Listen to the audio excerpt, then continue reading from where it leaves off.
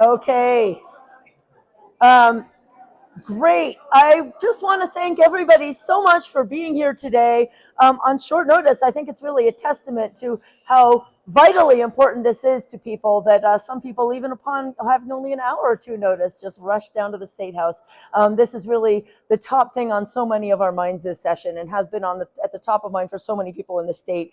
As we headed into this 2024 session, we knew that one of the principal crises facing Idaho, if not perhaps the most serious crisis facing Idaho, is the fallout from its disastrous total abortion ban. We were told before session, don't worry, the legislature will bring a fix this session to make sure that women are safe and that we won't keep losing doctors. Well, here we are on March 22nd, possibly heading into the last week of session with absolutely nothing having been accomplished on this front. This crisis remains totally unaddressed with no hope in sight. Idaho's abortion ban, as I think everyone here should know by now, has no exception for women's health and no exception for a doctor who seeks to protect a woman's health without facing years in prison for doing so. This ban is forcing women in health emergencies to flee, sometimes having to be airlifted out of state for essential medical treatment. 3 areas of the state now have seen their maternity delivery facilities shut down completely. And even those that are still open have seen their staff numbers gutted, often by half or more of their personnel. 55% of the state's fetal maternal medicine specialists, the specialists in high-risk pregnancies, have left Idaho. We have lost about a quarter of our OBGYNs, and we will not be replacing them as many of our laws remain as disastrous as they are. The applications for OBGYNs to come to Idaho are down by more than 50%. I serve on the Health and Welfare Committee. I know how hard it is to get doctors to come to this state. This has been a strategy going on for decades to try to attract and retain doctors in Idaho. But all of that work was blown up by Idaho's abortion ban. It took decades to recruit the medical professionals to Idaho that our GOP colleagues managed to chase out of state in about a year. And it will likely take us decades to reverse the damage they have done and restore the medical expertise that was lost in Idaho. But the sooner we start, the better in fixing this problem. Now, committees are shutting down right now. We are at most 2 weeks away from the end of session, and we Democrats could not sit silently while the GOP supermajority adjourns for the year without addressing this crisis. This cannot wait until 2025.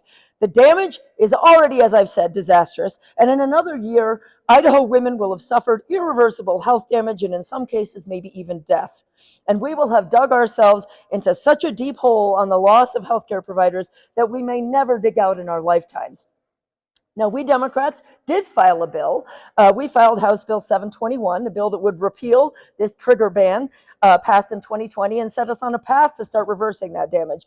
We know there are numerous other bills that are ready to go that would put us at least in the state of having a robust health exception, but those bills can't get a hearing. The only, ironically, legislative action taken by our GOP this year was to make matters worse.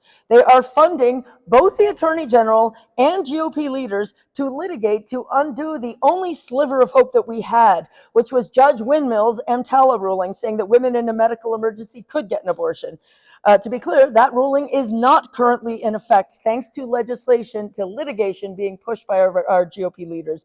There is no health exception as we sit here right now, even in emergencies, even where a woman faces organ loss, paralysis, permanent loss of fertility.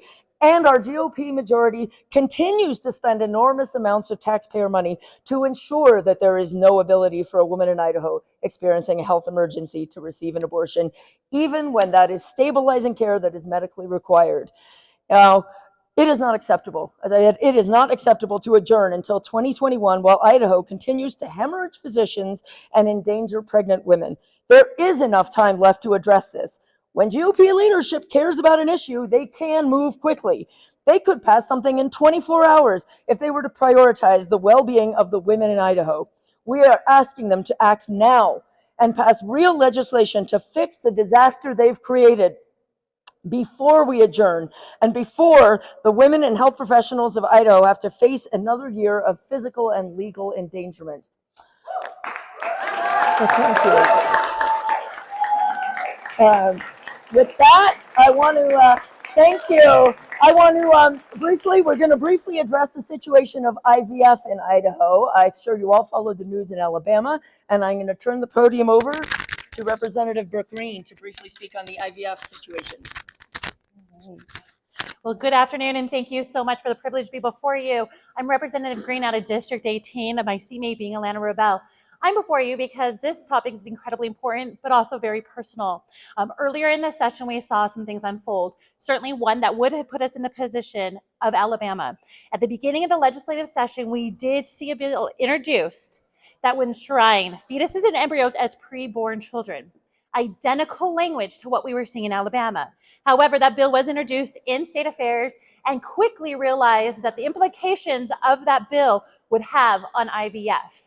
The bill since has died. However, since that moment, and because I am incredibly sensitive to this topic, I've been working across the aisle diligently with my colleagues to find a compromise, a solution moving forward.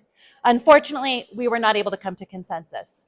Unfortunately, we will not see a bill move forward or a resolution that codifies protections for IVF in Idaho. We won't see a protection for future attacks against IVF in Idaho. Currently, the doctors and the clinicians are working within the parameters set forth and can continue to do so. Patients, I want you to rest assured, you can continue to seek the services. I and my colleagues were looking for a solution moving forward to stop future attacks that we see that took place in Alabama, to keep bills such as the preborn bill moving forward. That is dead this session. Today, I introduced a personal bill. A personal bill is nothing more than just a statement. That bill will get no hearing. That bill will not move forward. It will not have an opportunity for testimony. But what that bill was going to do was codify protections to IVF from future attacks. We owe it to the families. We owe it to our clinicians to put these protections in place. It's incredibly hard for them to conduct their business in Idaho when we're not ensuring that they can continue to do so into the future.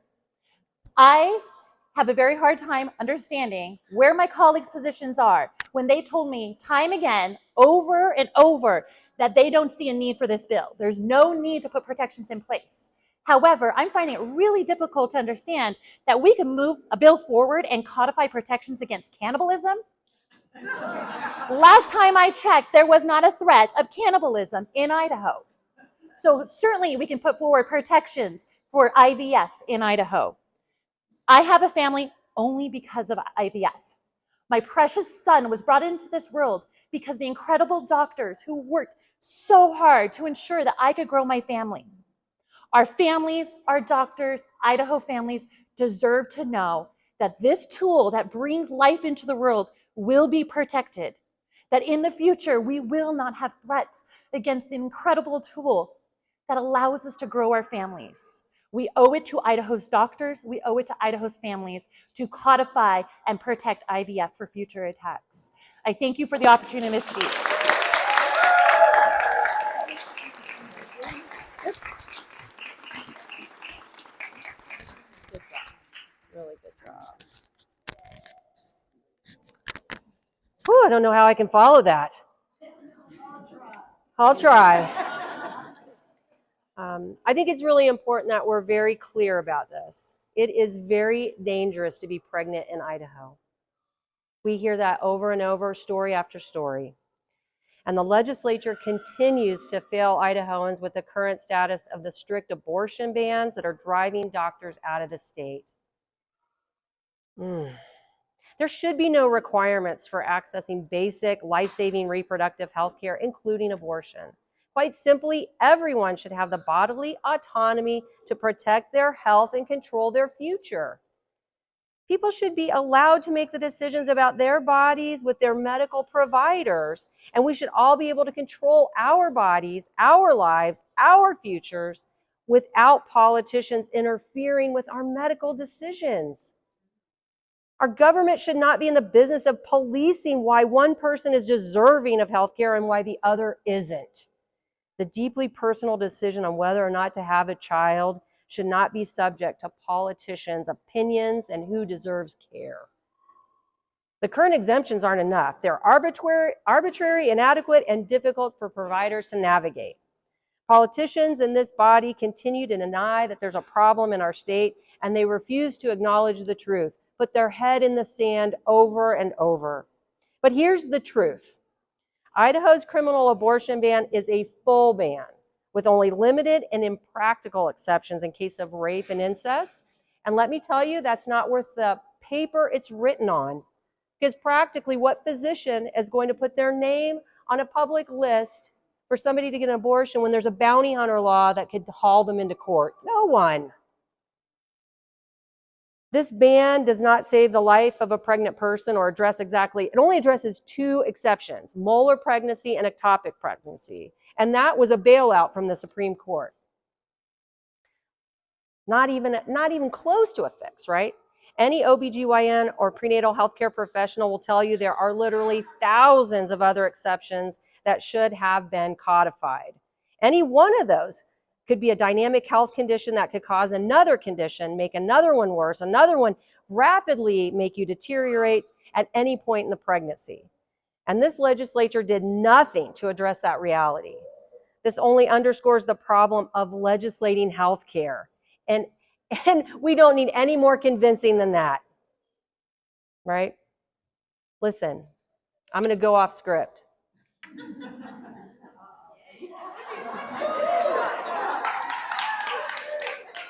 Good choice.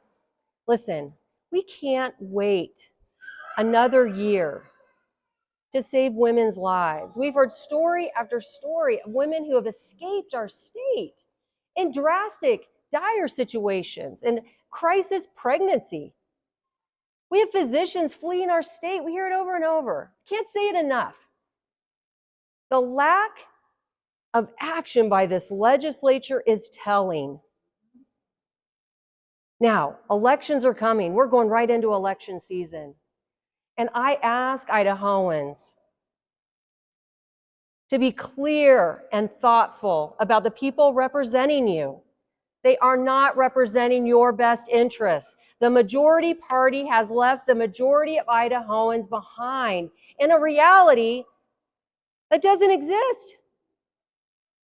This is the 21st century, not the 1950s. And I don't want to go back any farther with my rights in somebody's drawer.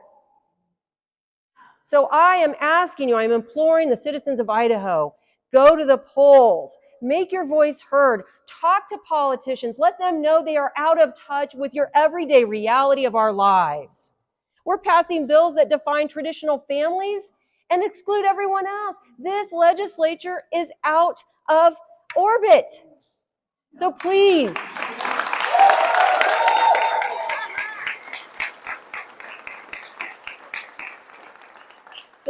let's work together. Let's find the right politicians in the right seats. Let's have reasonable legislation. Let's have reasonable bills. Let's let people get back to their lives, raise their kids, go to school, take a vacation day without thinking about, can I get pregnant? Am I going to be in danger if I start a family? I'm tired of hearing that from young people. That's why they're leaving. They're tired of that. So let's get to the polls. Let's make our decision clear, and let's vote in people that have our best interests at heart. Thank you.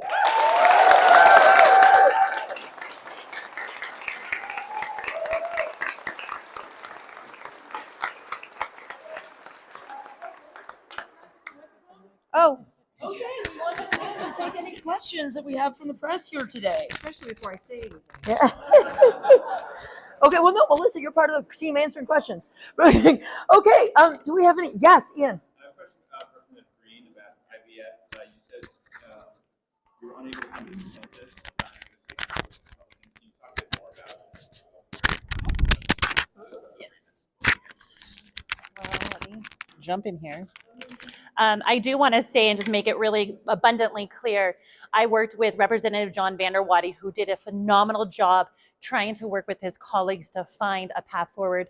Unfortunately, we weren't able to do so. And partly it's because there's a couple reasons. A lot of people believe the existing laws in place already provide the necessary protections, and thus there is no need to do any additional work or identify any other additional protections. However, it is clear, and we've done this a number of times, we pass preemptive laws on purpose to ensure future attacks, to give all of those on the outside, whether it be the doctors or the families, and understanding that they're okay, that they can continue to conduct their work or they can continue to seek a family through the means possible. That's all that we were trying to do was codify that. And I couldn't even get a consensus to codify IVF. And partly, I will say, some of the concerns was, when does life begin? That is the number one question many of my colleagues are going to have to answer and question. And that is part of the problem with IVF. Many people feel an embryo is protected, and thus, through the process itself, we don't know what's going to happen. They feel that that is against their values, and thus they can't support it. And that is the consensus. We couldn't come to it. I saw a resolution, I saw a bill to codify, and I couldn't get either of those. I will tell you, there is a letter that is floating around that many of my colleagues are going to sign on to across the aisle. As Democrats will not be signing on to that because we truly believe there was a path forward to put some protections in place. And unfortunately, we couldn't do that. And we're going to stand by that. We're going to stand by the notion that we should enshrine in Idaho statute a protection for IVF and a protection for the doctors who conduct that work. And we couldn't get it.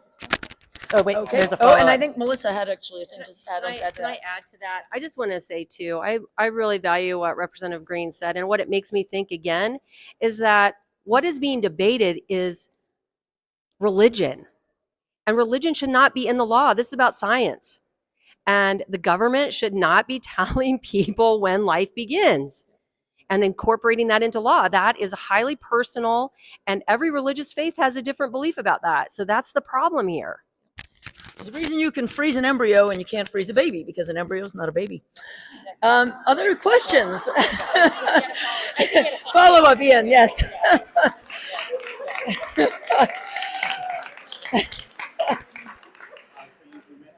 concerns about future legislation to protect IVF. The Alabama, what happened in Alabama was based on a court decision. Do you have any concerns that any existing language That's a good question. Actually, one of my biggest concerns, they have committed across the aisle that they're not going to attack IVF. However, my biggest concern into the future will be language similar to what we see in Louisiana. So it'll be language that actually alters how IVF is conducted. And for those of us who've gone through this process, realize you can't mess with science to that level. They're going to want to put in place similar legislation that Louisiana has, which actually restricts the number of embryos in which you can fertilize. That is problematic and is going to create a very costly procedure, and it's going to keep a lot of people from being able to move forward. In addition to that, Louisiana has language that prevents you from actually freezing it or discarding, and thus in perpetuity they're expected to freeze their embryos. And what does that do for the future? That is certainly problematic, and actually people are shipping their embryos out of state. That's the kind of laws that we can anticipate in the future. They're going to say we protect IVF. I'm interested in protecting IVF as it is conducted today. And that's what my law was going to do, was ensure that how it's produced, how it's conducted, how the tool is used continues to do so for Idaho families can grow their families. I would also say that the people signing whatever letters going around really can't control what prosecutors, the attorney general, or the courts will do. So more clarity would really be helpful. Other questions?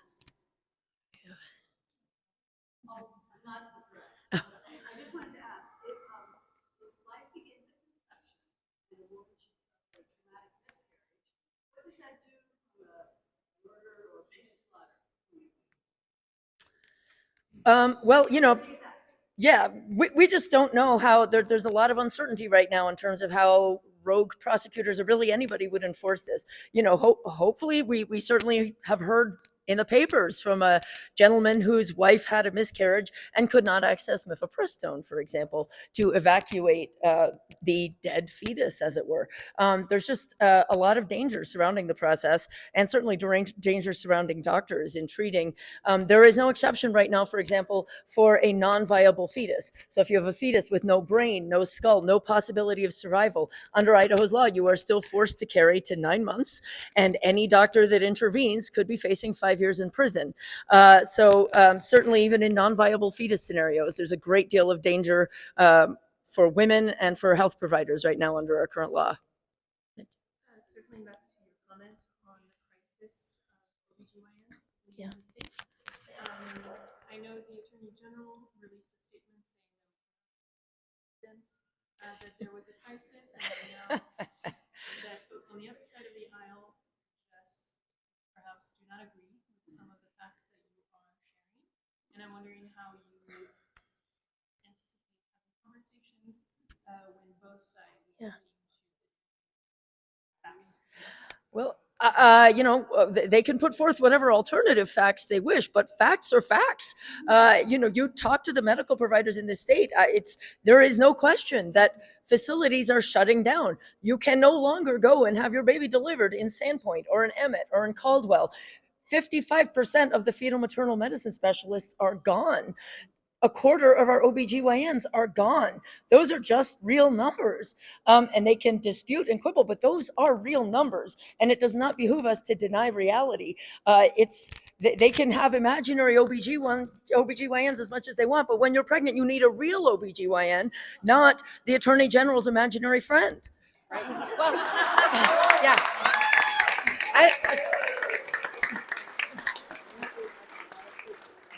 I don't know if I can top that, but I think it's just counting. We're just counting here. It's not difficult. We're counting. And if you can't count the number, then I don't know what else we can do. Applications for OBGYNs to come to the state are down 50%. That's just a real number. Any other questions?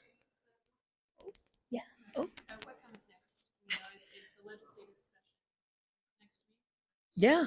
Well, we just felt it was morally incumbent upon us to make one last Hail Mary because we're not out of session yet. We are still in the building. Committees can still meet. We can still hold hearings. We can still draft and present and pass laws right now.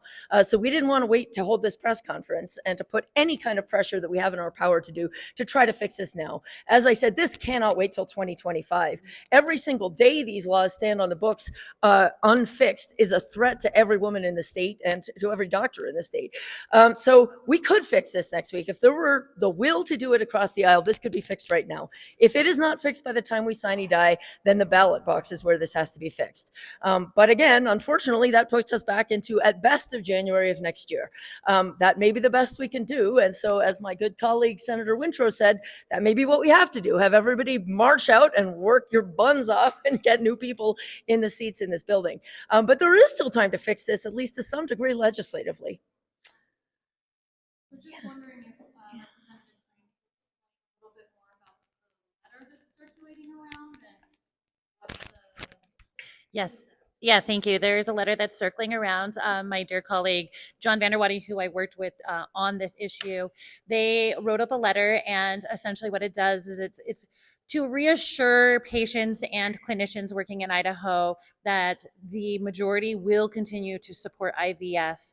I find it a little disheartening that a letter is all we can produce when we certainly produce bills and resolutions out of this body on several occasions this session. It is not good enough. We didn't go far enough. A letter, and why I'm not signing on to that letter, while I did work with him through this whole process, I will not sign on to that letter because we do have an opportunity to codify protections in the state statute. The session's not over. I'd like to see it move forward. It's unfortunate the best that I can do is a personal bill that is nothing more than a statement. That bill won't move forward. It will not have a hearing, but it's the least I could do to showcase we are trying to work through a solution. I won't sign on to this letter. The letter just essentially says we're in support of IVF, but you know what? I want to call on them next year when bills do start coming forward, when we see another preborn bill come forward. Are they going to stand with me and protect IVF that is done today and conducted by our clinicians and not any modifications? I want my colleagues to stand by my side and tell me they are going to do that, because a letter right now is nothing more than lip service. I think we're at a point where, whether it pertains to IVF or the right to safe abortions, health exceptions, et cetera, denial is not a viable strategy right now. It's not a river in Egypt, and it's not an okay legislative strategy. Seriously, it's not okay to just keep saying there's no problem here. There is a big problem here. And we saw in Alabama, they didn't think they had a problem until they did. And we don't know what is lying ahead in terms of Supreme Court actions by prosecutors, you name it. We know we have a very big problem right now on abortion, and just having this kind of gaslighting of saying there's nothing to worry about does not jive with the reality we're seeing on the ground. Also, thoughts on Representative Green's personal bill? Representative Crane and I have a storied past. If you guys all recall last year, he objected to me on the floor too. To his point, he was following the privilege afforded to him to object to what I was saying. Personal bills are nothing more than a statement, and thus didn't want me to have that opportunity to vocalize that onto the floor. I did ask permission ahead of time. I did seek support from the body. Nobody objected at the start of my introduction of my personal bill, but this is Representative Crane and I have had a long discussion since this morning, and it was certainly afforded his privilege to do so. But I was glad that the speaker allowed me to finish out my statements. Laura?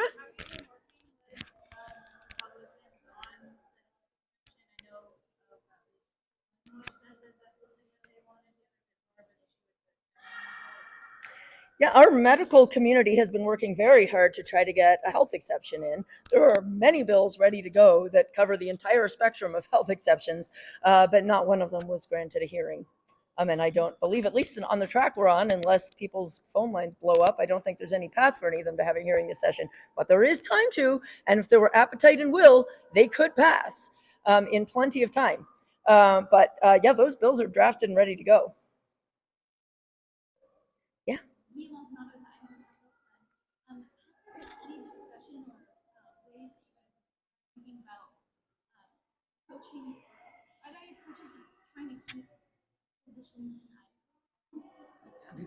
Well, I think, and actually, I don't know if Janie wants to go. There was some murmuring in JFAC about trying to put out some kind of propaganda video saying there's nothing to worry about, folks. You don't need to leave Idaho. Our laws are just fine. I don't believe that any doctor would have found that terribly consoling. But I'm going to let Senator Engelking tackle that. It was pulled off the agenda. First of all, if it was going to be done, it should have been a policy, a policy piece, and there should have been public input. And what we do in JFAC with a budget, we do budgets. We don't do policy. And if we do policy, it should be in the germane committee, and there should be public input. So it was pulled off the agenda, but it took a lot of work to get that done, and some discussion that, Mr. Chairman, you won't like this discussion in JFAC because it's going to be about abortion. So anyway, it was pulled off. Yeah, our laws have to be fixed. That's all there is to it. Again, gaslighting is not the answer. Just trying to tell doctors that they shouldn't worry when there's 5 years in prison and permanent loss of their license hanging over their head is not going to be of any consolation to any literate doctor. Anybody else? All right.